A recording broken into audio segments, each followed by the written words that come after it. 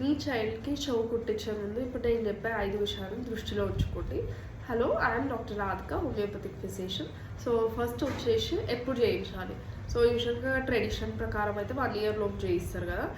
మీరు చూసుకోవాల్సింది ఏంటంటే డీపీటీ వ్యాక్సిన్ ఉంటుంది కదా! 3 డోసెస్ అయిన తర్వాత చేయించాలి. సో, ఎక్కడ చేయించాలి? సో, యూజువల్లీ జ్యువెలరీ వాళ్ళ దగ్గర చేయిస్తారు. అండ్ నౌఎడేస్ స్కిన్ స్పెషలిస్ట్ కూడా చేస్తున్నారు. సో, స్కిన్ స్పెషలిస్ట్ దగ్గర ఏంటంటే కొంచెం హైజీన్‌ది మనం కాంప్రమైజ్ అవ్వాల్సిన పని లేదు. అండ్ ఎలా చేయించాలి అంటే, సో, ట్రెడిషనల్ ప్రాక్టీస్ ఒకటి ఉంటది. అండ్ గన్ షాట్ ఉంటది. గన్ షాట్ అయితే కొంచెం లెస్ పెయిన్‌లెస్.